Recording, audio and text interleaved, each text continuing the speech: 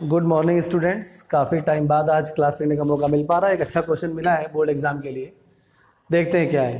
कह रहा है कि ना quadrilateral A B C D angle A plus angle D 90 degree, then prove that A C square plus B D square is equals to A D square plus B C square. किसी चतुर्भुज ए B C D है कोई बच्चों, उसमें ये कहा गया है कि कोण ए और कोण डी उन दोनों का योग 90 अंश है। तो आपको ये बात सिद्ध करनी है। तो देखिए जरा पहले चित्र बनाते हैं। तो पहले तो काम तो चित्र बनाना ही है। इसका ऐसा दिमाग लगा के चित्र बनाए कि लगभग ये 90 अंश लगे भी। तो पहले चित्र बनाने का प्रयास करते हैं बच्चों, और फिर आगे देखेंगे। बड़ा इंटरेस्टिंग प्रश्न है, थोड़ा सा कंस्ट्रक्शन होगा इसमें, इसीलिए हम डिस्कस करना चाह रहे थे आपसे। ये लगभग ट्रेपेजियम की शेप का एक क्वाड्रिलेटरल बन रहा है इसमें। तो चलिए पहले चित्र बना लेते हैं, तो जिससे ये आपको बिल्कुल स्पष्ट समझ में आ जाएगा। देखते हैं। अब कह रहा है कि कोण ए और कोण डी का बच्चों योग होना चाहिए 90 अंश। तो इन दोनों को न्यून कोण लग रहे हैं ये, तो इन दोनों का योग 90 अंश कर दिया जाए। मतलब ए यहाँ पे आ जाए, डी यहाँ पे आ जाए। तो ये क्रम में लिखते हैं ए बी सी डी। एक ऑर्डर में लिखा हमने, क्वाड्रिलेटरल की लेवलिंग कर दी। तो कोण A angle A plus angle D 90 degree हो गया। अब हमें बच्चों ये लाना क्या है, जरा इस पे ध्यान दें। ए सी स्क्वायर, चलिए ए सी को भी ज्वाइन कर लेते हैं। ए सी स्क्वायर लाना है तो इस ए सी को ज्वाइन कर दिया, A C square plus B D square, तो बी डी को भी ज्वाइन कर लिया जाए। चलिए बी डी को ज्वाइन कर लेते हैं।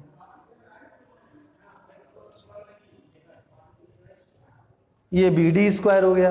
अब A C square plus B D square is equal to क्या लाना है बच्चों, देखिए जरा, ए डी स्क्वायर और प्लस बी सी स्क्वायर। तो यहाँ पे एक बात तो हमें समझ में आ रही है कि अगर यहाँ पे इन साइडों का स्क्वायर लाना है हमें, तो हमारे पास राइट एंगल ट्रायंगल अर्थात समकोण त्रिभुज होना चाहिए। तो अब उसके लिए एक जरा सी रचना करेंगे और ये प्रश्न बिल्कुल आसान हो जाएगा। देखिए यहाँ पर कोण ए और कोण डी ये पूरा मिला के 90 अंश है। अगर हम कुछ ऐसा करें कि ए बी को आगे बढ़ा दें और इधर सी डी को भी आगे बढ़ा दें, तो ये एक त्रिभुज का रूप बन जाएगा बच्चों। देखिए ध्यान से, इसको प्रोड्यूस करते हैं आगे जरा। ये हमने ए बी को प्रोड्यूस कर दिया, बढ़ा दिया, और इधर अब सी डी को भी प्रोड्यूस कर दिया जाए, बढ़ा दिया जाए। तो ये कंस्ट्रक्शन वाला पार्ट हो गया, अर्थात रचना वाला पार्ट। तो हमने रचना में ये लिखेंगे कि भाई ए बी और डी सी को इस तरह से बढ़ाया कि ये ई पे मान लीजिए मिल रहे हैं, A B C D. Produce A B and D C such that they intersect at E. अब देखिए जरा, ये कोण और ये कोण मिला के 90 अंश है, और त्रिभुज के तीनों अंतःकोणों का योग 180 अंश होता है। तो अगर हम त्रिभुज ए डी ई को देखें बच्चों, तो ये कोण तो 90 अंश आ जाएगा, अर्थात एक समकोण त्रिभुज हमें मिल गया। और अब हमारा काम चल सकता है। तो सीधे हम इसमें दिया है और सिद्ध करना है, नहीं लिख के रचना लिख देते हैं केवल। तो दिया है तो आप लिख ही लोगे, सिद्ध करना में लिखा ही हुआ है। ये दिया है में क्या लिखना है, दिया है एक चतुर्भुज ए बी सी डी जहां कोण ए धन कोण डी बराबर 90 अंश। इतना आप लिख लीजिएगा अपने मन से। रचना जो करिए वो लिख दे रहे हैं कि ए बी, वाह देखिए ए से बी की तरफ बढ़ा रहे हैं इसलिए ए बी लिखना पड़ेगा, वाह डी सी, डी से सी की तरफ बढ़ रहे हैं, को इस प्रकार बढ़ाया कि वे ई पर मिलते हैं। तो ये तो बच्चों हो गया रचना वाला पार्ट। अब उपपत्ति पे सीधे प्रूफ पे आ जाते हैं। तो उपपत्ति लिखते हैं बच्चों इस प्रश्न की, अर्थात इंग्लिश मीडियम वाले प्रूफ लिखेंगे इसको। अब देखिए जरा, यहां पर त्रिभुज ए ई डी में देखिए बच्चों, इस त्रिभुज के तीनों अंतःकोणों का योग तो कितना होगा, 180 अंश। तो लिखते हैं जरा इस बात को। तो कोण ए धन कोण डी धन कोण ई बराबर 180 अंश। Angle sum property of a triangle लिख लीजिएगा। त्रिभुज के तीनों अंतःकोणों का योग 180 अंश होता है।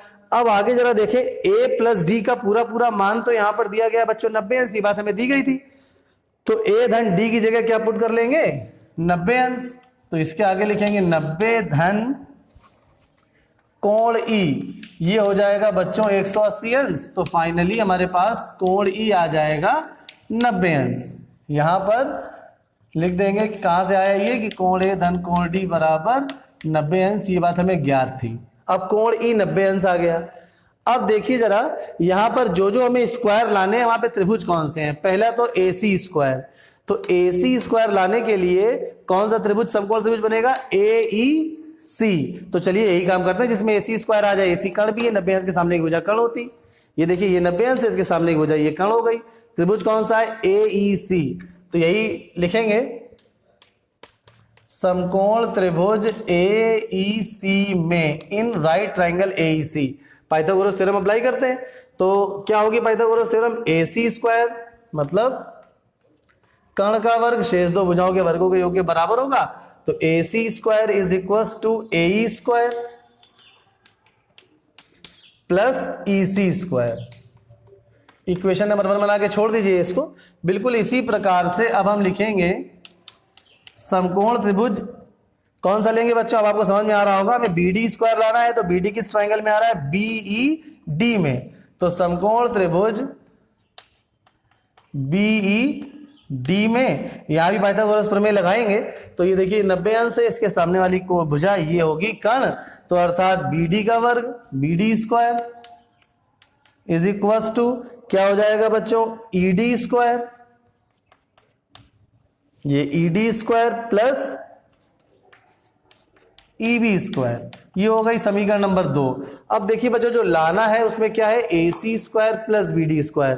तो हम इन दोनों समीकरणों को अगर जोड़ देंगे तो एक साइड तो हमारी जनरेट हो जाएगी। तो समीकरण 1 और समीकरण 2 को जोड़ने पर, दो समीकरणों को जोड़ने का अर्थ होता है कि दाएं पक्ष में दाएं पक्ष को और बाएं पक्ष में बच्चों बाएं पक्ष को जोड़ना। चलिए जोड़ते हैं फाइनली। तो ये आ जाएगा A C square plus B D square बराबर, अब इधर लिखेंगे ए ई का वर्ग धन ई डी का वर्ग धन मतलब plus E C square plus E B square. अब ये साइड तो हमारी तैयार है। इस राइट हैंड साइड को देखते हैं। राइट हैंड साइड में क्या लाना है बच्चों? ए डी स्क्वायर। अब जरा फिगर में विचार करें कि ए डी स्क्वायर कैसे आएगा। देखिए जरा ध्यान से बड़े त्रिभुज को देखें ए ई डी, तो ये भी एक समकोण त्रिभुज है। अगर कहीं से ए ई स्क्वायर धन या प्लस डी स्क्वायर हमारे पास एक साथ आ जाए तो उसकी जगह रिप्लेस करके हम ए डी स्क्वायर लिख सकते हैं। क्यों? पाइथागोरस थ्योरम से। तो अब देखेंगे जरा हमारे पास क्या ए ई स्क्वायर और डी स्क्वायर हैं। देखिए जरा ए ई स्क्वायर और ई डी स्क्वायर, अरे भाई ये तो एक साथ में ही लिखे हुए हैं। तो बस हमें करना क्या है कि इसी स्टेप में बस यहां पे हम एक ब्रैकेट लगा देते हैं ऐसे। इसमें ब्रैकेट लगा दिया तो अब इसकी जगह पे देखिए जरा ए ई स्क्वायर और प्लस ई डी स्क्वायर, इसकी जगह पे क्या लिखा जा सकता है बड़े आराम से? ए डी स्क्वायर पाइथागोरस प्रमेय से धन। अब आगे बढ़ते हैं जरा और क्या लाना है उस पर देखते हैं। देखिए कितना इंटरेस्टिंग क्वेश्चन है। बी सी स्क्वायर लाना है। तो बी सी स्क्वायर लाने के लिए क्या होना चाहिए? हमारे पास बी स्क्वायर और सी स्क्वायर होना चाहिए। तो क्या है? क्या? हाँ बिल्कुल है। देखिए यहां पर यही लिखा हुआ है कि ई सी स्क्वायर और बी स्क्वायर। तो इसकी जगह पे अब हम सीधे सीधे बच्चों क्या लिख सकते हैं? B C square. और देखिए बच्चों ये प्रश्न हमारा बन गया, कंप्लीट हो गया। यही हमें सिद्ध करना था। देखिए कितना इंटरेस्टिंग प्रश्न था और जरा सी कंस्ट्रक्शन से ये हमारा प्रश्न बच्चों कंप्लीट हो गया। लिख देंगे इति सिद्धम और यहाँ पे रेफरेंस चाहे तो दे सकते हैं कि कन्वर्स ऑफ पाइथागोरस थ्योरम से ऐसा हो गया कि भाई सॉरी पाइथागोरस प्रमेय से ऐसा हो गया, कन्वर्स से नहीं। यहाँ पर इन दोनों भुजाओं का वर्ग इसके बराबर होगा। क्यों? क्योंकि कर्ण का वर्ग शेष दो भुजाओं के वर्गों के योग के बच्चों बराबर होता है। चलिए उम्मीद है बच्चों आपको ये प्रश्न समझ में आया होगा। धन्यवाद और बेस्ट ऑफ लक आपके बोर्ड एग्जाम के लिए।